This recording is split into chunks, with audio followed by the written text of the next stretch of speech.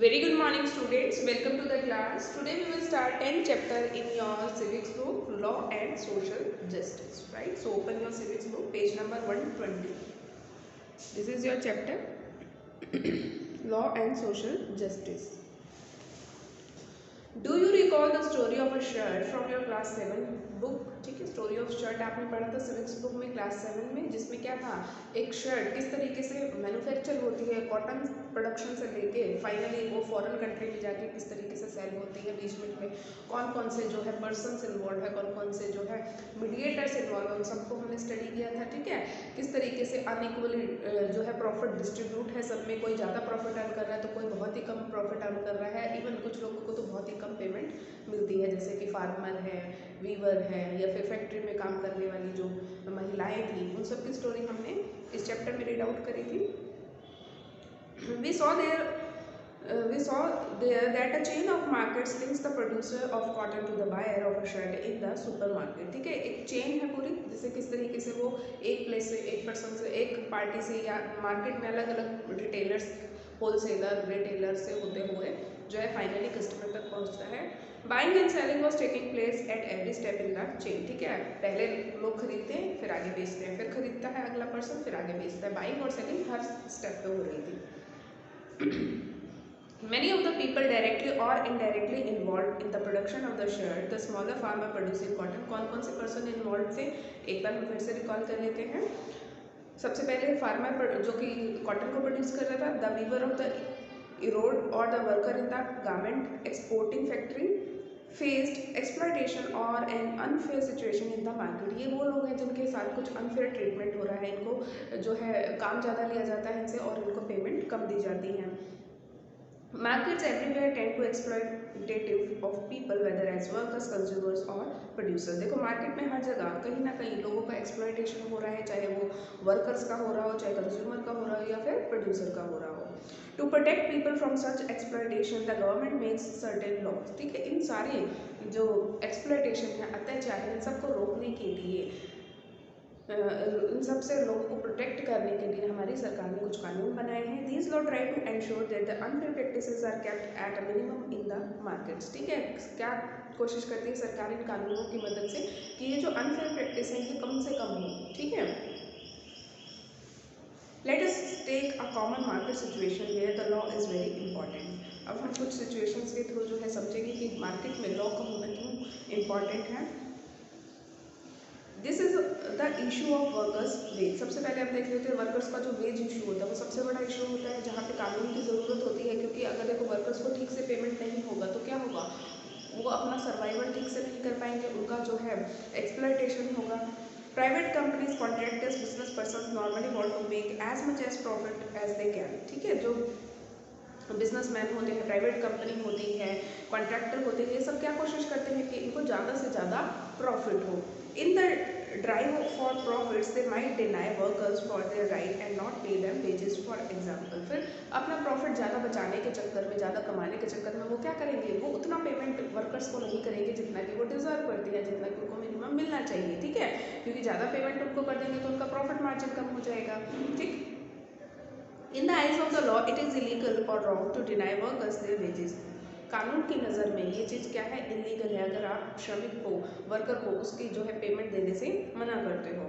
Similarly to ensure that workers are not under paid और are paid fairly there is a law on minimum wages. इसी तरीके से सरकार ने क्या कानून बनाया है, एक मिनिमम वेज का, कि कम से कम इतनी मजदूरी हर वर्कर को दी जाएगी ताकि कोई भी मजदूर जो है वो अनपेड ना रहे या फिर अंडरपेड ना रहे, उसको जो है कम पैसे ना मिले, या फिर जो है उसको जो है फेयरली पेमेंट उसके जो है काम की उसको मिले। इसके लिए कानून बनाया गया है मिनिमम वेजेस का। A worker has to be paid not less than the minimum wage by the employer. ठीक है, सरकार ने एक मिनिमम वेज रेट फिक्स किया है कि इतना प्रतिदिन हर एक वर्कर को जो है मजदूरी मिलनी चाहिए, उससे कम कोई भी एम्प्लॉयर उसको नहीं दे सकता है। The minimum wages are revised upwards every few year. अब ये जो मिनिमम वेज रेट है ये ऐसा भी नहीं कि सरकार ने एक बार फिक्स कर दी तो वो वही फिक्स हो के हर साल इनको अपवर्ड मतलब बढ़ा के, क्योंकि महंगाई बढ़ती है उस अकॉर्डिंग इनके मिनिमम वेज रेट भी सरकार बढ़ाती रहती है। As with the law on minimum wages, which is meant to protect workers, there are also laws that protect the interest of producer and consumers in the market। जिस तरीके से workers का जो राइट है उनको प्रोटेक्ट करने के लिए मिनिमम वेज का लॉ है, उसी तरीके से जो प्रोड्यूसर है या जो कंज्यूमर है उनके इंटरेस्ट को प्रोटेक्ट करने के लिए भी बहुत सारे कानून बने हुए हैं। This help ensure that the relations between these three parties, the worker, consumer and the producer, are govern in a manner that is not exploitative. देखो ये सारे कानून बनाने का मकसद क्या है, उद्देश्य क्या है कि ये जो तीनों पार्टी हैं, वर्कर है, कंज्यूमर है और प्रोड्यूसर है, इन तीनों के बीच में किसी का भी जो है शोषण ना हो। ठीक है।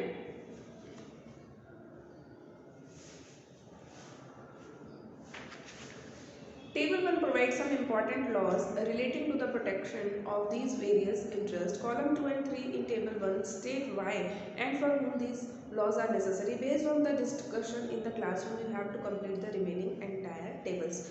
क्यों कोई लॉ है जो वो क्यों ज़रूरी है, ठीक है। यहाँ पे लॉ दिए गए हैं आपको, ठीक है, अलग अलग लॉ, जैसे कि फर्स्ट में है minimum wage act specifies that wages should not be below a specified minimum. अभी हमने स्टडी किया मिनिमम वेज रेट क्या होते हैं। मिनिमम वेज एक्ट ये एंश्योर करता है कि एक जो फिक्स किए गए हैं मिनिमम वेजेस, उससे कम किसी भी वर्कर को पे ना किए। Why it is necessary, necessary क्यों है। Many workers are denied fair wages by their employers. बहुत सारे वर्कर्स ऐसे हैं जिनके एम्प्लॉयर उनको फेयर वेजेस नहीं देते हैं।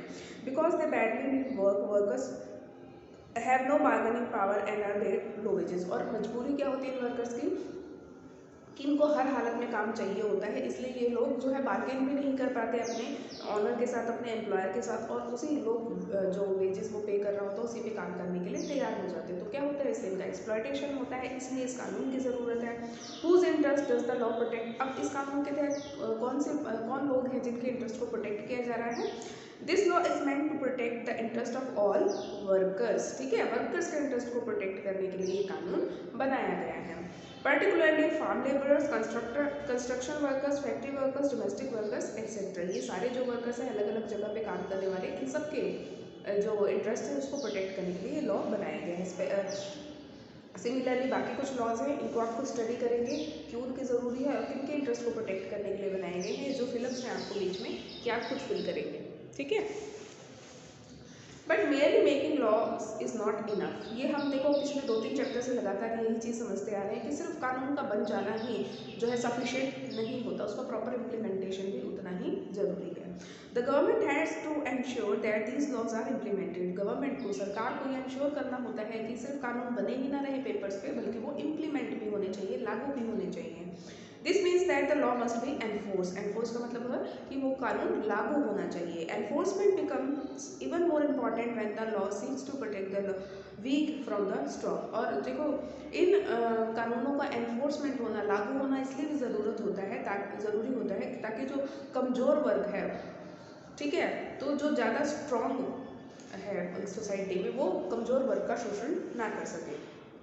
For instance, to ensure that every worker gets fair wages, the government has to regularly inspect work sites and punish those who violate the law. देखो एग्जाम्पल के लिए देखो कि वर्कर्स को फेयर वेजेस मिल रहे हैं या नहीं, उसके लिए सरकार क्या करेगी, रेगुलरली इंस्पेक्ट करेगी वर्क साइट्स को। वर्क साइट्स क्या हो गई, फैक्ट्रीज हो सकती हैं, आपकी प्राइवेट कंपनीज हो सकती हैं, फार्म्स हो सकते हैं, ठीक है। डोमेस्टिक वर्कर्स को फेयरली मिल रहा है नहीं, तो उनको जाके समय समय पे इंस्पेक्ट करेगी और पनिश करेगी उन लोगों को जो भी इस कानून को तोड़ रहे हैं, यानी कि मिनिमम वेजेस वर्कर्स को पे नहीं कर रहे हैं। व्हेन वर्कर्स आर पुअर और powerless, the fear of losing future earning और facing reprisal often forces them to accept low wages. ठीक है, कमज़ोर होते हैं गरीब ये वर्कर्स लोग जो होते हैं, पावरलेस होते हैं, इसलिए ये मजबूर हो जाते हैं कि जो भी कम से कम इनको पेमेंट मिल रही है उसी पे काम करने के लिए एग्री हो जाते हैं। इसी शोषण से बचाने के लिए तो ये लॉ बनाए गए हैं। Employers know this well and use their power to pay workers less than their fair wages. Employer को भी ये पता होता है कि हाँ इनको काम की ज़रूरत है, ये कमज़ोर है, गरीब है, तो वो इस चीज़ का फ़ायदा उठाते हैं और उनको कम जो है वेजेस पे करते हैं। In such cases it is crucial that laws are enforced. ऐसे क्रिटिकल सिचुएशन में ही ये ज़रूरी हो जाता है कि सरकार ये एंश्योर करे कि ये सारे कानून जो है लागू हो रहे हैं, एनफोर्स्ड हैं।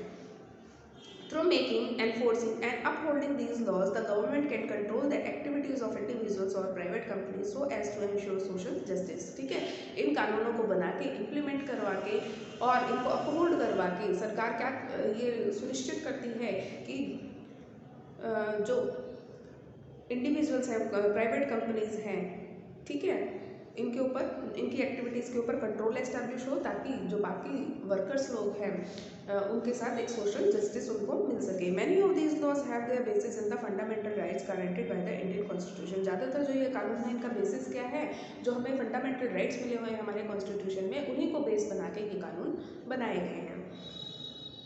For instance, the right against exploitation says that no one can be forced to work for low wages। आपको पता है एक हमारा जो है फंडामेंटल राइट है, राइट अगेंस्ट एक्सप्लॉयटेशन। ठीक है, एक्सप्लॉयटेशन मतलब अत्याचार, किसी भी तरीके का अत्याचार आपके साथ हो रहा है तो उसके खिलाफ आवाज़ उठाने का, न्याय पाने का आपको अधिकार है।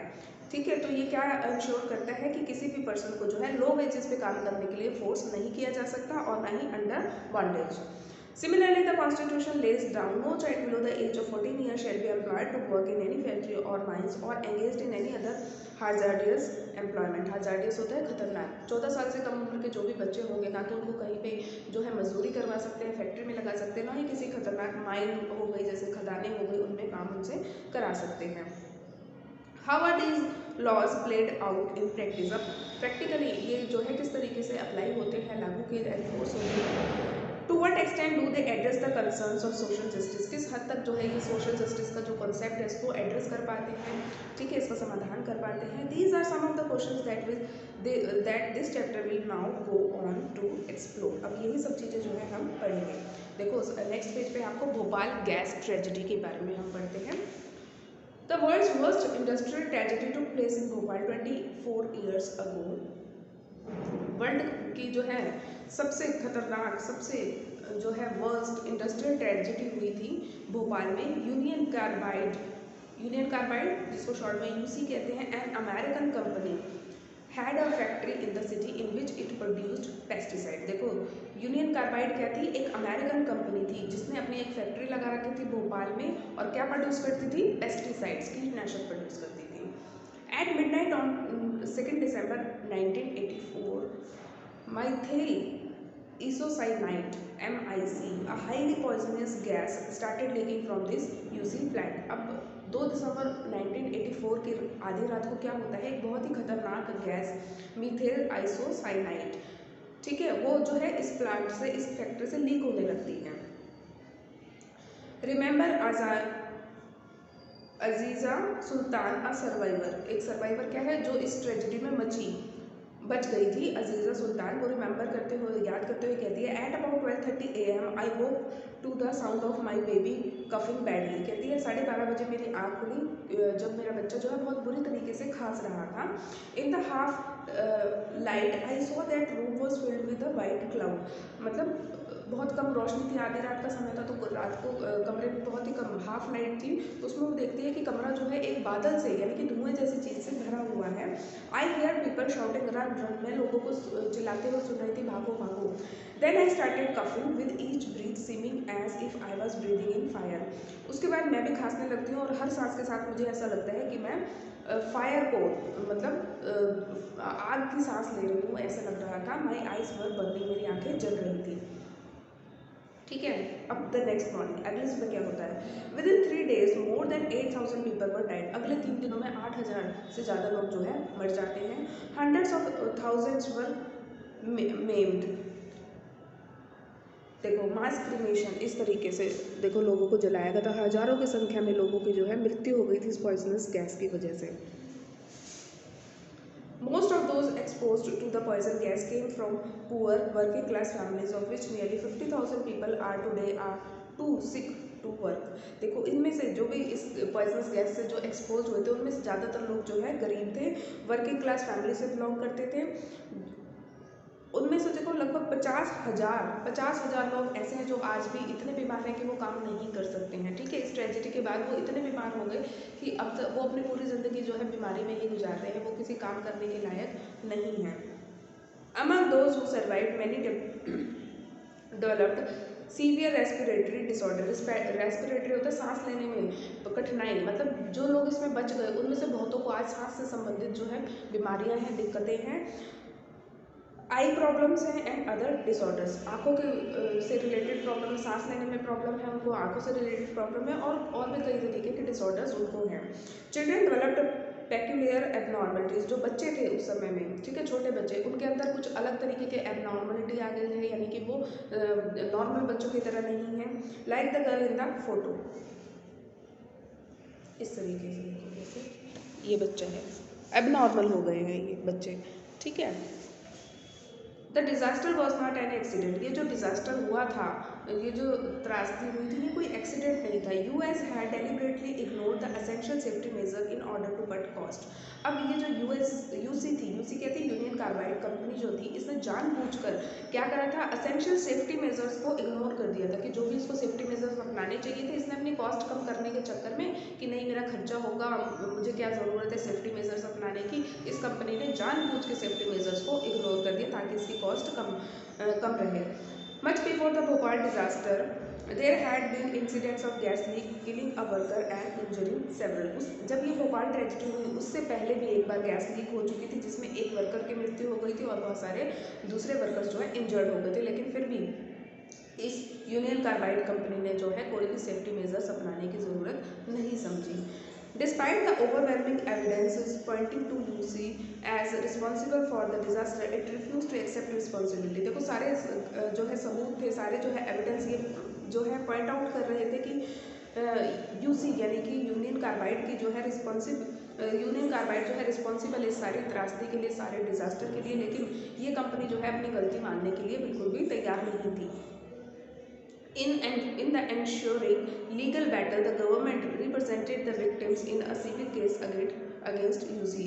अब एक लीगल जो है इन लोगों को न्याय दिलाने के लिए सरकार ने क्या करा, एक सिविल केस फाइल किया इस कंपनी के खिलाफ। It filed a $3 billion compensation case in 1985। $3 billion का कॉम्पनसेशन का केस डाला सरकार ने 1985 में, but accepted a lowly $470 million इन 1989, लेकिन सिर्फ कितना एक्सेप्ट हुआ उसमें से $470 million ही 1989 में जाके एक्सेप्ट होता है। Survivors appealed against the statement but the supreme court ruled that the settlement amount would stand.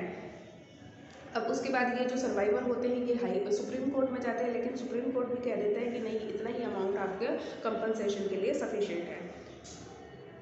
UC stopped in its operation. उसके बाद जो ये कंपनी थी इसने अपने ऑपरेशंस यहाँ पे बंद कर दिए, but left behind tons of toxic chemicals, लेकिन अपने पीछे बहुत सारे टन्स ऑफ टॉक्सिक केमिकल्स ये छोड़ जाती हैं। These have seeped into the ground, अब ये धीरे धीरे जो है ज़मीन के अंदर चले जाते हैं, कंटामिनेटिंग वाटर। और उसके बाद क्या हुआ, पानी जो है वो दूषित हो गया क्योंकि ज़मीन के अंदर चले गए। Dow Chemical the company who now owns the plant refuse to take responsibility for clean up. अब उसके बाद एक दो केमिकल के नाम से कंपनी आती है जिसने इस यूसी कंपनी को जो है यूनियन कार्बाइड को जो है टेक ओवर करा, मतलब उसको खरीद लिया, लेकिन इसने साफ मना कर दिया कि नहीं अब जो भी गंदगी या जो भी केमिकल यूनियन कार्बाइड ने फैलाए हैं हम उसको साफ नहीं करेंगे, ठीक है। 24 years later people are still fighting for justice। अब तो 24 क्या, अब तो बहुत सारे साल हो गए, कितने 36 साल हो गए हैं, ठीक है। अभी भी लोग जो है जस्टिस के लिए 36 साल बाद भी जो है लोग लड़ रहे हैं। फॉर सेफ ड्रिंकिंग वाटर, साफ पीने का पानी नहीं है उनके पास। For health care facilities and jobs for the people poison by UC, ऐसे लोग जॉब पाने के लिए, ठीक है, कि उनके पास कोई काम नहीं है, जो लोग पॉइजनस हो गए इस यूनियन कार्बाइड के एक्सप्लॉयटेशन की वजह से।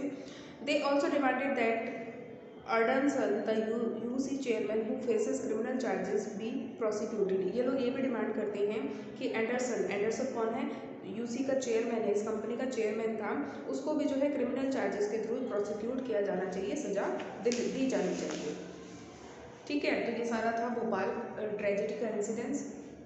What is a worker's worth? If we are to understand the events leading to Bhopal disaster, we have to ask why did Union Carbide set up its plant in India? अगर हमें ये चीज़ें समझनी है कि भोपाल का जो ये डिज़ास्टर है वो किन घटनाओं की वजह से हुआ, तो सबसे पहले हमें पूछना चाहिए कि यूनियन कार्बाइड ने अपना प्लांट जो है इंडिया में सेटअप क्यों किया। One reason why foreign companies come to India is for cheap labour. पहला कारण जो है कि जो विदेशी कंपनियाँ वो भारत में जाती हैं कि उनको यहाँ पे सस्ते मजदूर मिल जाते हैं।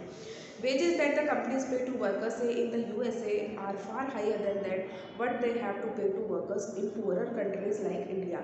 यूएस जैसे कंट्री में जितने वेजेस वर्कर को पे किए जाते हैं उससे बहुत कम वेजेस जो है उनको भारत जैसे गरीब देशों में जो है वर्कर्स को पे करने पड़ते हैं. Additional expenses such as for housing facilities for workers are also fewer.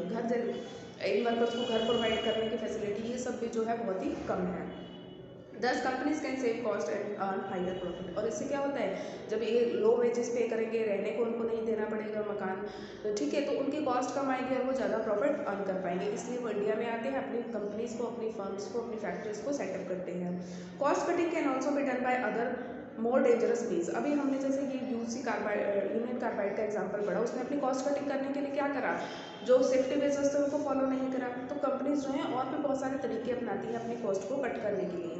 Lower working condition including safety measures, lower safety measures are used as way of cutting cost. मतलब वर्किंग कंडीशन को poor बना देना, उनको safety measures ना provide करना, ये भी एक कंपनीज का एक तरीका होता है अपनी कॉस्ट को कम करने का. In the UC plant every safety device was mall functioning और वॉज इन शॉर्ट सप्लाई. जो भी सेफ्टी मेजर्स यूसी प्लांट में थे वो सारे खराब थे, माल फंक्शनिंग थे, चल नहीं रहे थे, वर्क नहीं कर रहे थे, या फिर उनकी जो क्वांटिटी थी वो एडिक्वेट नहीं थी. Between 1980 and 84 the work crew for the MIC plant was cut in half from 12 to 6 worker. 1980 से 1984 के बीच में जो वर्क क्रू था, यानी कि काम करने वाला जो क्रू था MIC प्लांट का, उसको 12 से 6 कर दिया गया था. The period of safety trainer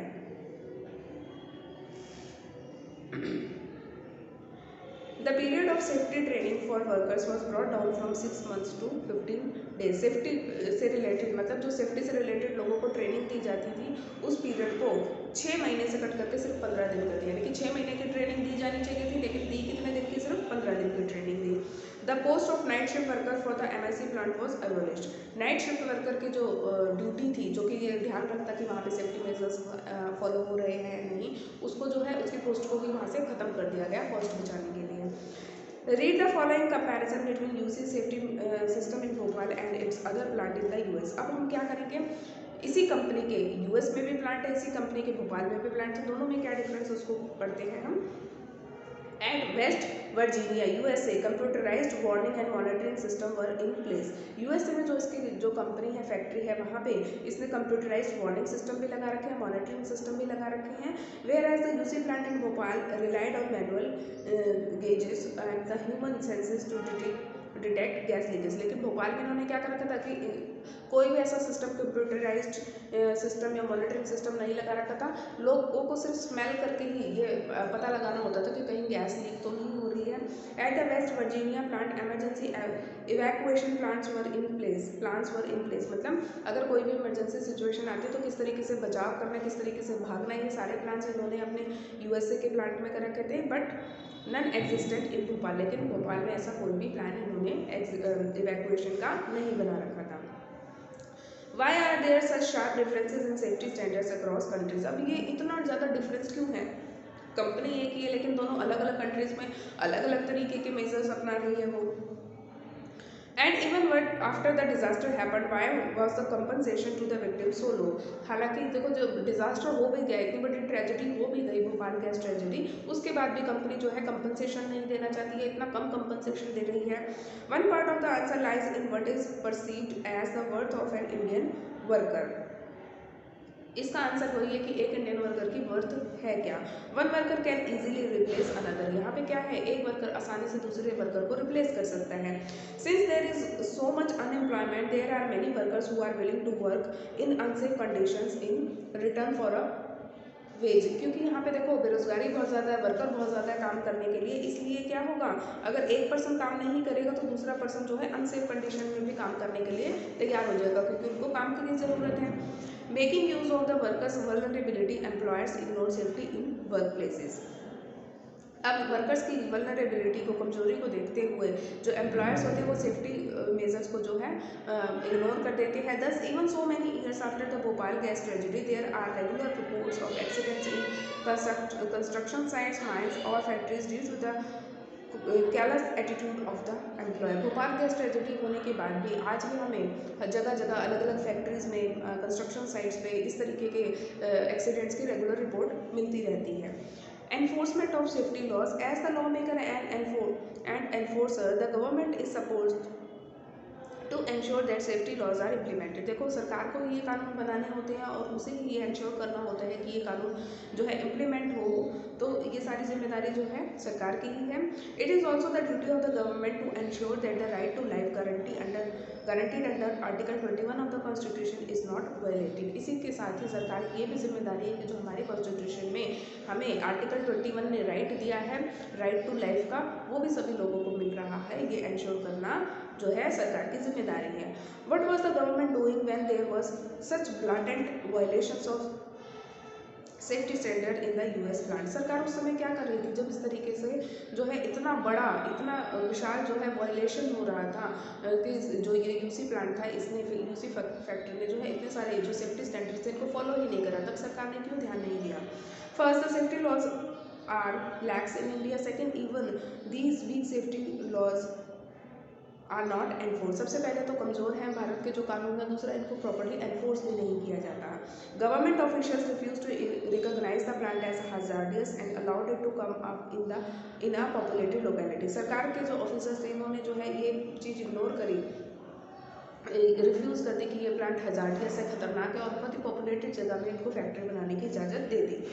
When some municipal officials in Bhopal objected that the installation of a MIC production unit in 1978 was a safety violation, the position of the government was that the state need to contribute investment of the Bhopal plant which provides job। देखो जब जो वहाँ का municipal officer था, officials थे जो भोपाल के, उन्होंने ऑब्जेक्शन करा कि नहीं इस तरीके का खतरनाक प्लांट जो है भोपाल में नहीं लगाना चाहिए, तो government was that the state needs continued investment of Bhopal plant, कि सरकार को जो है लगातार इन्वेस्टमेंट की ज़रूरत है, और जब ये प्लांट यहाँ पे लगेगा तो उससे बहुत सारे लोगों को रोज़गार मिलेगा।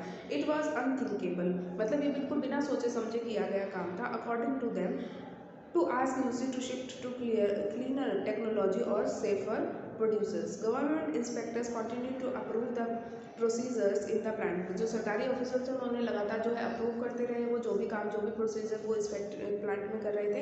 Even when repeated incidents of leak from the plant made it obvious to everybody that things were seriously wrong. मतलब कोई भी जो है पर्सन ये मतलब पता लगा सकता था कि चीज़ें गलत हो रही है जब लगातार वहाँ से उस प्लांट से गैस लीक होती जा रही थी। This as you know is contrary to what the role of a law making and enforcement agency should be. अब आपको समझ में आया कि ये काम तो मतलब जो सरकार जिसको कानून बनाना चाहिए, एनफोर्स कराना चाहिए, ऐसा तो एक्सपेक्टेड नहीं किया जाता ना किसी भी सरकार से। Instead of protecting the interest of people their safety was being disregarded both by the government and by the private companies. जहाँ सरकार की जिम्मेदारी थी लोगों को सेफ्टी प्रोवाइड करना, वहाँ सरकार ने लोगों की इतनी बड़ी सेफ्टी की इशू को जो है इग्नोर करा। इवन प्राइवेट कंपनी ने उसने भी इग्नोर किया। This is obviously not at all desirable. ठीक है, ये कहीं से भी डिज़ायरेबल नहीं है। With more industries being set up both by local and foreign businesses in India, there is a great need for stronger law protecting workers' right and better enforcement of these laws। जैसे जैसे देखो भारत में देशी और विदेशी companies की जो है भरमार होती जा रही है, आती जा रही है, तो हमें एक बेटर लॉ एनफोर्समेंट की ज़रूरत है। Now new laws to protect the environment। In 1984 there were very few laws protecting the environment in India। 1984 में बहुत ही कम environment ऐसे थे जो कि हमारे environment को protect कर रहे थे। There was hardly any enforcement of these laws। ऐसे बहुत ही कम लॉ थे जो कि लॉ भी कम थे और उनको एनफोर्स भी बहुत ही कम किया जा रहा था।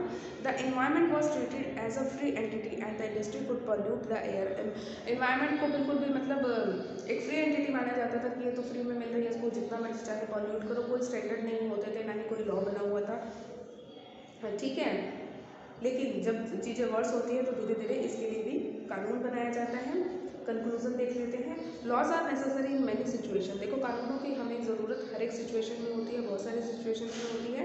Weather this be a market, office और factory, so as to protect the people from unfair practices. Private companies contract a business person in order to make higher profit resort to unfair practices such as paying workers low wages, employing children for work. देखो ज़्यादा जो ये companies होती है, contractor होती है, ज़्यादा profit कमाने के लिए क्या करती है, अनफेयर प्रैक्टिसेस करते हैं, जैसे कि लो वेजेस पे करते हैं एम्प्लॉयर को, बच्चों को काम पे लगा देते हैं, कंडीशन वर्किंग जो कंडीशन है उनको इग्नोर करते हैं, इन्वायरमेंट को वो किस तरीके से डैमेज कर रहे हैं उसको इग्नोर करते हैं। A major role of government therefore is to control the activities of private companies by making enforcing and upholding laws as to prevent unfair practices and ensure social justice. इसीलिए सरकार की जिम्मेदारी बनती है कि जो भी ये प्राइवेट कंपनीज अपनी मनमर्जी कर रही है, सेफ्टी रूल्स को फॉलो नहीं कर रही है, ठीक है, सोशल जस्टिस नहीं मिल पा रही है, तो सरकार की जिम्मेदारी है कानून बनाए भी, उनको एनफोर्स भी करें, उनको अपहोल्ड भी करें। This means that the government has to make appropriate laws and has to enforce the law. Appropriate laws भी बनाने चाहिए सरकार को, उनको एनफोर्स भी कराना चाहिए। Laws that are weak and poorly enforce can cause serious harm as the Bhopal gas tragedy showed.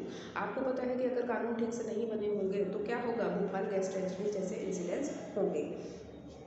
While the government has a leading role in this respect, people can exert pressure so that both private companies and the government act in the interest of society। लोगों को ये कोशिश करनी चाहिए, ठीक है, assert करना चाहिए कि ताकि सरकार भी और ये प्राइवेट कंपनी भी लोगों के हितों का जो है ध्यान रखें। Environment, as we saw, is one example where people have pushed a public cause and the courts have upheld the right to a healthy environment as intrinsic to the right of life. ठीक है, जिस तरीके से लोगों ने कोशिश करी है कि इन्वायरमेंट को पोल्यूट नहीं करना चाहिए, तो जो कोर्ट है इंडिया की उन्होंने भी अपहेल्ड करा है कि हाँ, सेफ इन्वायरमेंट मिलना भी एक राइट टू लाइफ के अंदर ही आता है।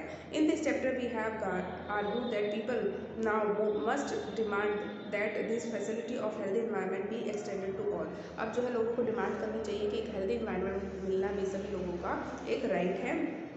Likewise, workers' right to work, right to a fair wages and decent work condition is an area where the situation is still very unfair।